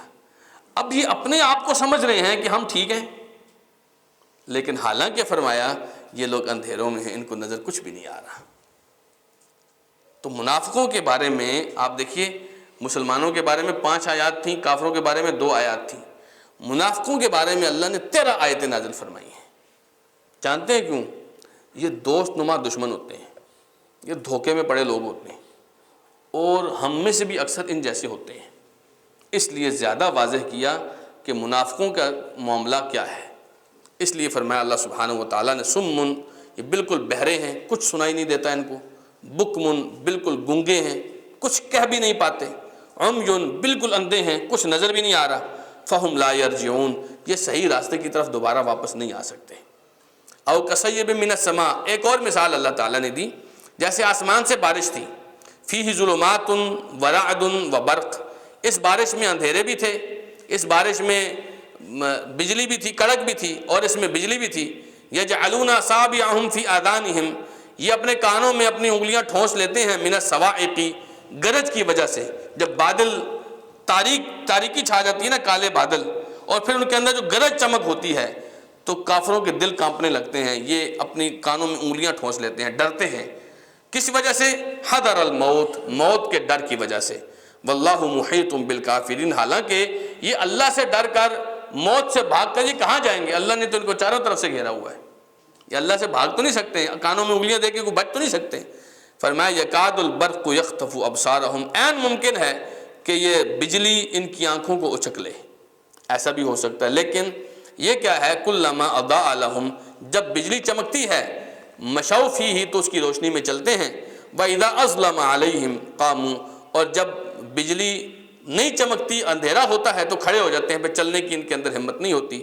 وَلَوْ شَاءَ اللَّهُ لَذَهَبَ بِسَمْعِهِمْ وَأَبْصَارِهِمْ، اگر اللہ چاہے تو ان کی آنکھیں اور ان کے کان لے جائے، ختم کر دے۔ ان اللہ علی کل شیء قدیر، یقیناً اللہ تعالیٰ ہر چیز کے اوپر قادر ہے۔ یہ مثال اصل میں منافقوں کی اس لیے دی کہ منافقوں کی یہی صورتحال ہوتی ہے، جب اوکھے دن آتے ہیں، مشکل دن آتے ہیں، تو مسلمانوں کے ساتھ چلنے کے لیے تیار نہیں ہوتے۔ جب غنیمتوں کے دن آتے ہیں، غنیمتوں کے جب دن آتے ہیں، مال کے دن آتے ہیں، آسانیوں کے دن آتے ہیں، اپنے آپ کو مومن باور کرانا شروع کر دیتے ہیں۔ یہ 2 طرح کے رویے ان کے، مشکل دنوں میں اسلام کا اور اہل اسلام کا ساتھ چھوڑ جاتے ہیں کیونکہ مشکل ہیں، جب آسانیوں کے دن آتے ہیں، کامیابیاں ملنی شروع ہوتی ہیں، فتوحات ملنی شروع ہوتے ہیں، تو یہ ساتھ مل جاتے ہیں۔ تو ایسے ہی فرمایا جب یہ روشنی چمکتی ہے تو چل پڑتے ہیں، جب روشنی نہیں چمکتی ہے تو پھر چلنے کی ہمت نہیں ہوتی، یہ کھڑے ہو جاتے ہیں۔ تو یہ منافقوں کی مثال اللہ سبحانہ وتعالیٰ نے دی ہے۔ اب فرمایا یا ایھا الناس اعبدوا ربکم، اے لوگو اپنے رب کی عبادت کرو، الذی خلقکم، جس نے تمہیں پیدا کیا ہے، والذین من قبلکم، اور تم سے پہلے لوگوں کو پیدا کیا ہے، لعلکم تتقون، تاکہ تم تقوی اختیار کر سکو۔ یہ ابھی تک سورہ بقرہ میں جو ہم نے پڑھا ہے یہ پہلا حکم ہے جو اللہ تعالیٰ نے دیا ہے۔ اس سے پہلے اللہ نے صرف خبریں دی ہیں، حکم نہیں دیا۔ ابھی حکم دیا ہے کہ لوگوں اللہ کی عبادت کرو، جس اللہ نے تمہیں بھی پیدا کیا تم سے پہلے لوگوں کو بھی پیدا کیا تاکہ تم تقوی اختیار کر سکو۔ الذی جعل لکم الارض فراشا، اس اللہ نے تمہارے لیے زمین کو بچھونا بنایا، والسماء بناء، اور آسمان کو چھت بنایا، وانزل من السماء ماء، اور آسمان سے اس نے پانی اتارا، فاخرج به من الثمرات، اور اس پانی کے ذریعے سے اللہ نے پھل اگائے، رزقا لکم، سب کا سب تمہارے رزق کے لیے۔ دیکھیے پورا چکر اللہ نے چلایا کہ میرے بندوں کو رزق ملے، پورا چکر چلایا۔ کیسے؟ اس نے زمین کو پہلے بچھونا بنایا، آسمان کو چھت بنا کے اس نے آسمان سے پھر پانی نازل کیا، اس پانی کو زمین کے اندر جذب کرایا، اس جذب شدہ پانی کے ذریعے سے زمین سے پودے نکلے اور اس میں انسانوں کے بندوں کے کھانے کے لیے پھل تھا۔ فرمایا یہ سارا جتنا سرکل ہے رزق لکم، تمہارے رزق کا بندوبست کرنے کے لیے کیا ہے۔ فلا تجعلوا للہ اندادا، اب جب تم اللہ کے لیے اللہ کے دیے ہوئے رزق کھاتے ہو پھر کہتے ہو کہ فلاں پیر صاحب کی جے ہو، فلاں حضرت صاحب کا نعرہ لگاتے ہو۔ فلا تجعلوا للہ اندادا، اس لیے اللہ کے مقابلے میں کوئی شریک مت بناؤ۔ یہ پہلی چیز ہے جس سے منع کیا گیا ہے یہاں پر۔ اس سے پہلے اللہ نے کسی چیز سے منع نہیں کیا، صرف خبر دی ہے۔ یہاں منع کیا فلا تجعلوا للہ اندادا، پہلے حکم کیا دیا تھا؟ اللہ کی عبادت کرو۔ منع کس چیز سے کیا؟ اللہ کے مقابلے میں کوئی شریک مت بناؤ، وانتم تعلمون، حالانکہ تمہیں سب کچھ پتہ ہے، تمہیں پتہ ہے تمہیں پیدا کون کرتا ہے، تمہیں رزق کون دیتا ہے، تمہارے لیے بارشیں کون نازل کرتا ہے، زمین تمہارے لیے کس نے بنائی، آسمان کس نے بنائے، تمہیں سب پتہ ہے، پھر تم اللہ کے مقابلے میں لوگوں کو کھڑا کر دیتے ہو۔ ایسا مت کرو۔ وَإِن كُنتُمْ فِي رَيْبٍ، اگر تم کسی طرح کے شک میں ہو، مِمَّا نَزَّلْنَا عَلَىٰ عَبْدِنَا، اس بارے میں جو ہم نے اپنے بندے پر نازل کیا ہے، فَأْتُوا بِسُورَةٍ مِّن مِّثْلِهِ، تو اس جیسی ایک صورت لے کرو۔ اگر تمہیں لگتا ہے کہ محمد صلی اللہ علیہ وسلم نے یہ قرآن اپنے پاس سے بنایا ہے تو ٹھیک ہے، تم بنا کے لے آؤ، تم لے آؤ، کوئی بات نہیں، ایک صورت بنا کے لے آؤ، اِنَّا أَعْطَيْنَاكَ الْكَوْثَرَ جیسی صورت بنا کے لے آؤ، اگر یہ محمد صلی اللہ علیہ وسلم نے خود بنایا ہے۔ بلکہ ایک روایت میں آتا ہے جب سورۃ العصر نازل ہوئی نا، سورۃ العصر والعصر ان الانسان لفی خسر الا الذین آمنوا وعملوا الصالحات وتواصوا بالحق وتواصوا بالصبر، اتنی عظیم صورت ہے، یہ اتنی عظیم صورت ہے کہ حضرت امام شافعی رحمۃ اللہ علیہ فرماتے تھے کہ اگر اللہ تعالیٰ قرآن مجید میں اس کے علاوہ کوئی بھی چیز نازل نہ کرتا نا تو لوگوں کی ہدایت کے لیے یہ صورت کافی تھی۔ اس کے اندر اتنی وسیع جامع ہدایتیں ہیں مسلمانوں کے لیے۔ اچھا، حضرت عمر ابن عاص رضی اللہ تعالی عنہ یہ ابھی مسلمان نہیں ہوئے تھے، تو مسیلمہ کذاب جس نے جھوٹی نبوت کا دعویٰ کیا تھا، اس نے ایک دفعہ حضرت عمر ابن عاص کے ساتھ ملاقات کی، تو مسیلمہ کذاب نے پوچھا کہ بتاؤ تمہارے ساتھی پر آج کل نبی پر کوئی چیز نئی نازل ہوئی ہے؟ تو عمر ابن عاص رضی اللہ عنہ باوجود اس کے کہ مسلمان نہیں تھے، یہ صورت ان کو یاد تھی کیونکہ اتنی عظیم چیز تھی، اتنا عظیم کلام تھا، ان کو یاد تھی۔ انہوں نے کہا جی یہ والی ایک صورت نازل ہوئی ہے، 3 آیتیں ہیں جی ٹوٹل اس کے اندر۔ مسلمہ کہتا ہے ہاں اس جیسی ایک صورت تو مجھ پر بھی نازل ہوئی ہے۔ تو کہتے ہیں تم سناؤ؟ تو کہتا ہے یا وبر انما انت اذنان وصدر وسائرک حقر فقر، یہ میرے اوپر صورت نازل ہوئی ہے۔ والعصر کے وزن کے اوپر نا، وبر کا مطلب ہوتا ہے جنگلی چوہا، مطلب اس کا یہ ہے کہ اے جنگلی چوہے تو تیرے صرف 2 کان ہیں اور 1 سینہ ہے اور باقی سارا تو ذلیل و خوار ہے۔ سمجھے بات آپ؟ کہتا ہے یہ صورت۔ حضرت عمر ابن عاص رضی اللہ تعالی عنہ نے کہا کہ مسلمہ انکا تعلم انی اعلم انکا کذاب، مسلمہ تمہیں یہ بھی پتا ہے کہ میں جانتا ہوں کہ تم جھوٹے ہو، یعنی تمہیں میرے دل کی حالت بھی پتا ہے کہ میرا دل تمہیں جھوٹا ہی کہتا ہے۔ کیا بات کر، کہاں والعصر اور کہاں جنگلی چوہا، کیا بات کرتے ہیں آپ؟ تو فرمایا ایک صورت لے، ایک صورت اگر تمہیں شک ہے۔ فَإِن لَمْ تَفْعَلُوا، اگر ایسا نہ کر سکو، اگر تم نے کوشش کی، محنت کی، نہیں لا سکے نا، فرمایا وَلَن تَفْعَلُوا، اور ہم تمہیں بتاتے ہیں تم کر بھی کبھی نہیں سکتے. یہ اللہ نے اپنی طرف سے چیلنج دیا، تم نہ کر سکے نا، اور سنو تم کر بھی نہیں سکو گے، فَاتَّقُوا النَّارَ، پھر اس آگ سے ڈرو، پھر اس آگ سے ڈرو. اس قرآن کا، اسلام کا، محمد صلی اللہ علیہ وسلم کا انکار کرنے کی وجہ سے جو آگ تمہارا انتظار کر رہی ہے نا، اس آگ سے ڈرو. التی وقودها الناس والحجارہ، جس آگ کا ایندھن انسان اور پتھر ہیں. ایندھن ہوتا ہے وہ لکڑیاں جن کو جلا کر آپ آگ کو زیادہ کرتے ہیں نا، تو جہنم کی آگ میں انسان ڈال کے اس آگ کو زیادہ کیا جائے گا. اسی طریقے سے پتھر ڈالے جائیں گے. پتھروں سے مراد ایک تو عام پتھر ہیں، علماء کہتے ہیں کہ پتھروں کی جو گرمی ہوتی ہے وہ لوہے سے بھی بہت زیادہ ہوتی ہے. پتھر گرم بھی مشکل سے ہوتے ہیں اور پھر ٹھنڈے بھی مشکل سے ہوتے ہیں. دوسری بات علماء کہتے ہیں کہ یہاں جن پتھروں کی مراد ہے وہ پتھر اصل میں بت ہیں. جن پتھروں کو تراش کے یہ بت بناتے تھے نا، فرمایا ان بتوں کو ڈال کے اس آگ کو بھڑکایا جائے گا. اور یہ بات اللہ تعالیٰ نے قرآن مجید میں دوسری جگہ بھی فرمائی ہے کہ انتم وما تعبدون حسب جہنم، انتم وما تعبدون من دون اللہ حسب جہنم، تم بھی اور تم اللہ کے علاوہ جن جن کی عبادت کرتے تھے سب جہنم کا ایندھن ہے. اللہ کے علاوہ جتنے بتوں کی پوجا کرتے ہیں نا وہ سب جہنم میں جلیں گے، لکڑیوں کی طرح جلیں گے. تو فرمایا کہ پھر اس آگ سے ڈرو. اور اس کے مقابلے میں اعدت للکافرین، یہ آگ کافروں کے لیے تیار کی گئی ہے. اگر آپ کافر نہیں بننا چاہتے تو دوسری کیٹیگری کیا ہے؟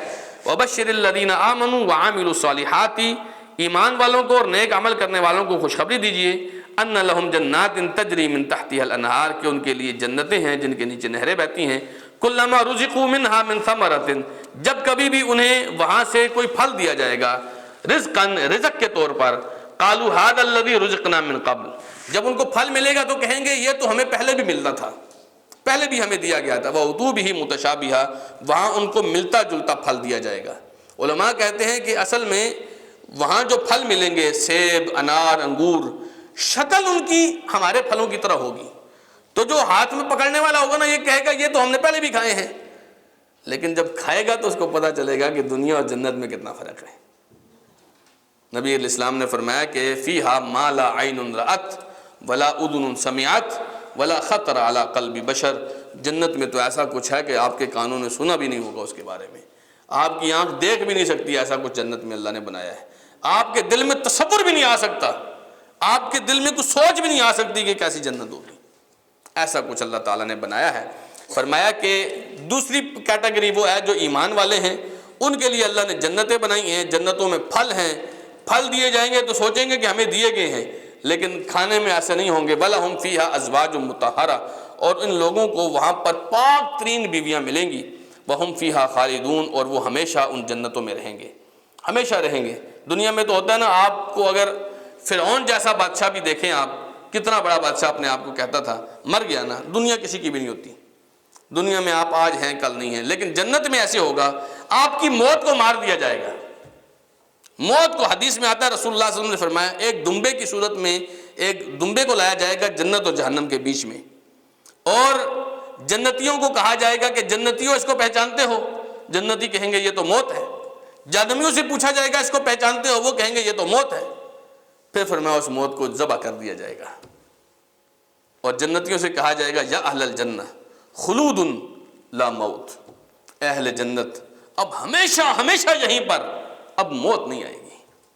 اور جہنمیوں سے کہا جائے گا یا اہل النار خلود لا موت، اے جہنمیوں اب ہمیشہ ہمیشہ یہی ہے، اب موت نہیں آئے گی. وہاں موت کو ذبح کر دیا جائے گا. تو خالدون کا مطلب کیا ہے؟ ہمیشہ وہاں پر رہیں گے. پھر فرمایا ان اللہ، اللہ تعالیٰ، لا یستحی ان یضرب مثلا ما بعودۃ فما فوقها، اللہ اس بات سے نہیں حیا کرتا کہ آپ کو سمجھانے کے لیے اللہ ایک مچھر کی یا مچھر سے بھی کسی چھوٹی چیز کی مثال دے. اصل میں قرآن مجید میں دو طرح کی مثالیں اللہ نے دی ہیں. ایک مکڑی کی مثال دی ہے اللہ تعالیٰ نے، فرمایا کہ وہ لوگ جو شرک کرتے ہیں ان کی مثال مکڑی کے جالے کی طرح ہے. مکڑی جالا تو بناتی ہے لیکن وہ جالا اس کو بارش سے کسی چیز سے روک نہیں سکتا، وہ جالا کسی کام کا نہیں ہوتا. ایسے ہی اللہ تعالیٰ نے مکھی کی مثال دی ہے سورہ حج کے اندر کہ یا ایھا الناس ضرب مثل فاستمعوا له ان الذين تدعون من دون الله لن یخلقوا ذبابا، تم اللہ کے علاوہ جن جن کی عبادت کرتے ہو وہ ایک مکھی بھی پیدا نہیں کر سکتے۔ تو علماء کہتے ہیں کہ یہاں پر کافروں نے کہا کہ اللہ نے مکھی اور مکڑی کی مثالیں دینی ہیں ہمیں سمجھانے کے لیے، تو اللہ تعالیٰ نے فرمایا مکھی اور مکڑی کی کیا بات کرتے ہو، اللہ تو ایک مچھر کی مثال بھی دے گا، تمہیں مسئلہ سمجھائے گا، اس بارے میں تو کوئی حیا کی بات نہیں ہے۔ فَأَمَّا الَّذِينَ آمَنُوا فَيَعْلَمُونَ أَنَّهُ الْحَقُّ مِنْ رَبِّهِمْ، جو ایمان والے ہوں گے نا وہ مثال دیکھ کر ہی سمجھ جائیں گے کہ یہ اللہ کی طرف سے حق بات آئی ہے۔ وَأَمَّا الَّذِينَ كَفَرُوا، جو کافر ہیں، جو پہلے ہی نہیں مانتے نا، اعتراض کرتے ہیں، وہ اب بھی اعتراض کریں گے، فَيَقُولُونَ مَاذَا أَرَادَ اللَّهُ بِهَذَا مَثَلًا، اللہ تعالیٰ نے اس مثال کے ذریعے سے کیا ارادہ کیا، کیا اللہ چاہتا ہے یہ مثال دے کر؟ فرمایا يُضِلُّ بِهِ كَثِيرًا وَيَهْدِي بِهِ كَثِيرًا، اس مثالوں کے ذریعے سے اللہ کئی لوگوں کو گمراہ کرتا ہے، کئی لوگوں کو اللہ ہدایت دیتا ہے۔ وَمَا يُضِلُّ بِهِ إِلَّا الْفَاسِقِينَ، لیکن گمراہ اللہ فاسقوں کو کرتا ہے۔ اب یہاں پہ ایک نقطہ میں آپ کو بتاؤں، پہلی آیت میں ہم نے کیا پڑھا تھا؟ ذَلِكَ الْكِتَابُ لَا رَيْبَ فِيهِ هُدًى لِّلْمُتَّقِينَ، یہ جو کتاب ہے یہ متقی لوگوں کے لیے ہدایت ہے، متقی لوگوں کو راستہ دکھاتی ہے۔ یہاں پر فرمایا وَمَا يُضِلُّ بِهِ إِلَّا الْفَاسِقِينَ، کہ اس کتاب کے ذریعے سے فاسق گمراہ ہوتے ہیں۔ یہ تقوی اور فسق، گناہ اور نیکیاں، یہ آپ کو صحیح راستے پر چلاتی ہیں یا غلط راستے پر چلاتی ہیں۔ اگر آدمی تقوی والا ہو نا، کتاب اللہ کی آیتیں اس کو صحیح راستے پر لے جاتی ہیں۔ دل اتنا بگڑ چکا ہو، اتنا بگڑ چکا ہو کہ آدمی کو صحیح اور غلط میں فرق نہ پتہ چلے نا، پھر کتاب اللہ کی آیتوں پر بھی اس کو اعتراض ہوتا ہے۔ اور بہت سارے لوگ آج آپ کو عالم کے روپ میں بھی ایسے ملیں گے جو کتاب اللہ کی آیتوں کے ترجمے میں بھی اعتراض کرتے ہیں۔ تو یاد رکھیے، بار بار اپنی توبہ استغفار کے ذریعے سے اپنی نیکیوں کو بار بار جاری کریں، تاکہ ایسی مہر دل پر نہ لگے کہ ہمیں قرآن بھی گمراہ کرے، ایسی مہر دل پر نہ لگے۔ اس کی بجائے کیا کریں؟ تقوی، استغفار، توبہ بار بار کریں۔ اگر یہ کیٹیگری میں ہم آگے نا فاسقین کی، تو قرآن فاسقین کو اور گمراہ کر دیتا ہے، اور گمراہ کر دیتا ہے، پھر لوگوں کو ہدایت سمجھ نہیں آتی ہے۔ اب فاسقوں کو اللہ تعالیٰ نے واضح کیا ہے، فاسق کون ہوتے ہیں؟ بس اتنا ہی ہم پڑھیں گے، اس سے زیادہ نہیں پڑھیں گے انشاءاللہ۔ الذین ینقضون عہد اللہ من بعد میثاقہ، اللہ کے ساتھ کیا ہوا وعدہ جو توڑ دیتے ہیں، اللہ کے ساتھ وعدہ کر کے جس کو انہوں نے مضبوط کیا اس وعدے کو توڑ دیتے ہیں۔ وَيَقْطَعُونَ مَا أَمَرَ اللَّهُ بِهِ أَن يُوصَلَ، اور اللہ نے جو ان کو حکم دیا ہے کہ اس کو جوڑو، اس کو توڑ دیتے ہیں۔ اللہ کے ساتھ وعدہ کون سا کیا ہے؟ علماء کہتے ہیں یہ تین طرح کے وعدے ہیں۔ ایک وہ وعدہ جو عالم ارواح میں اللہ نے ہم سے لیا تھا، أَلَسْتُ بِرَبِّكُمْ، کیا میں تمہارا رب نہیں ہوں؟ قالوا بلا، سب نے کہا تھا کیوں نہیں۔ تو اللہ تعالیٰ نے فرمایا ایسا نہ ہو تم جا کے دوبارہ شرک کرنے لگو اور کہو کہ ہمیں پتہ ہی نہیں چلا، اللہ نے وعدہ لیا تھا کہ میں تمہارا رب ہوں۔ ایک وہ وعدہ ہے۔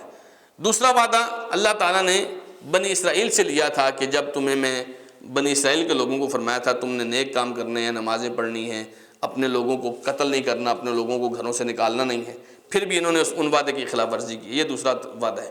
تیسرا وعدہ ہے اللہ تعالیٰ نے نبیوں سے لیا تھا، تمام نبیوں سے فرمایا تھا کہ اگر تمہارے ہوتے ہوئے میرا ایک پیغمبر آ جائے، علماء کہتے ہیں اس سے مراد رسول اللہ صلی اللہ علیہ وسلم ہے، کہ اگر میرا پیغمبر آ جائے تو کیا تم اپنی سب چیزوں کو چھوڑ کے اس پیغمبر کی اتباع کرو گے کہ نہیں کرو گے؟ تو سب نے کہا تھا ہم کریں گے۔ یہ انبیاء سے اللہ نے وعدہ لیا تھا۔ تو انبیاء نے تو اپنے وعدے کی خلاف ورزی کبھی بھی نہیں کی ہے، لیکن جو یہودی ہیں انہوں نے بھی اپنا وعدہ توڑا، اور منافقوں نے بھی، کافروں نے بھی اپنا وعدہ توڑا اللہ سے جو بھی وعدہ کیا ہے۔ اور دوسرا کام یہ کرتے ہیں کہ اللہ نے جو چیز جوڑنے کا حکم دیا اس کو توڑتے ہیں۔ یہاں مراد رشتہ داری ہے، اللہ تعالیٰ نے رشتے جوڑنے کا حکم دیا ہے۔ ہمارے پاس 4 ٹکے آ جائیں تو ہم رشتوں توڑنے کے اوپر لگ جاتے ہیں، یہ فاسقوں کی نشانی ہے۔ فاسق رشتے توڑتے ہیں، مومن رشتوں کو جوڑتے ہیں۔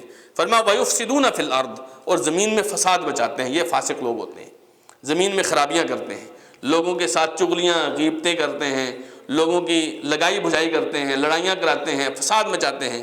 اولئک هم الخاسرون، یہی وہ لوگ ہیں جو نقصان والے ہیں۔ وہاں کیا فرمایا تھا؟ اولئک هم المفلحون، یہ کامیاب لوگ ہیں۔ یہاں کیا فرمایا؟ اولئک هم الخاسرون، یہ نقصان والے ہیں۔ کیف تکفرون باللہ، تم اللہ کا انکار کیسے کر سکتے ہو؟ وکنتم امواتا، حالانکہ سوچو تم پہلے کچھ بھی نہیں تھے۔ ہم پیدا ہونے سے پہلے کیا تھے؟ ہمیں کوئی جانتا تھا؟ کسی کو پتا تھا ہم نے آنا ہے؟ کسی کو ہمارا تصور بھی نہیں تھا، ہم مردہ تھے۔ فاحیاکم، پھر اللہ نے زندگی بخشی۔ ثم یمیتکم، پھر ایک دن آئے گا ہم مر جائیں گے۔ مرنے کے 30 40 50 سال کے بعد کسی کو ہمارا وجود کا بھی علم نہیں ہوگا. ایسے ہے کہ نہیں ہے؟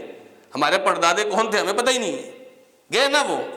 ثم یمیتکم ثم یحییکم، لیکن ایسا نہیں بالکل ختم ہوگی، ایک دن پھر آئے گا، اللہ ان کو پھر زندہ کرے گا. ثم الیہ ترجعون، پھر تم اس کی طرف لوٹ کر جاؤ گے. اب جس رب نے ہر درجے میں ہمیں ہمارا ساتھ دیا، جب کچھ بھی نہیں تھے تو اس نے ہمیں وجود بخشا، وجود بخشنے کے بعد اس نے پھر ہمیں اس دنیا سے لے گیا، اس دنیا سے لے جانے کے بعد پھر اس نے ایک بدلے کے دن میں ہمیں اٹھایا دوبارہ. اب ہم کہیں جی ایسا رب ہے ہی کوئی نہیں، کیا بات کرتے ہیں ہم؟ تو پھر یہ کون کر رہا ہے سارا کچھ ہے جی؟ ہمیں اتنی ترتیب کے ساتھ کون پیدا کرتا ہے؟ فرمایا اللہ سبحانہ و تعالیٰ نے هو الذی خلق لکم ما فی الارض جمیعا، وہی ہے جس نے تمہارے لیے سب کچھ پیدا کیا جو کچھ زمین میں ہے. اس آیت سے علماء کہتے ہیں دنیا کی ہر چیز ہمارے لیے حلال ہے، دنیا کی ہر چیز ہمارے لیے حلال ہے سوائے ان چیزوں کے جن کے بارے میں اللہ نے منع کر دیا ہے. یاد رکھیے، یہ اصول یاد رکھیے، دنیا کی ہر چیز حلال ہے سوائے ان چیزوں کے جن چیزوں سے منع کر دیا گیا ہے، اور دین کی ہر چیز حرام ہے سوائے ان چیزوں کے جن چیزوں کے بارے میں بتایا گیا ہے. 5 نمازیں ہیں نا فرض، آپ 6ٹھی نماز فرض نہیں کر سکتے، نہیں کر سکتے.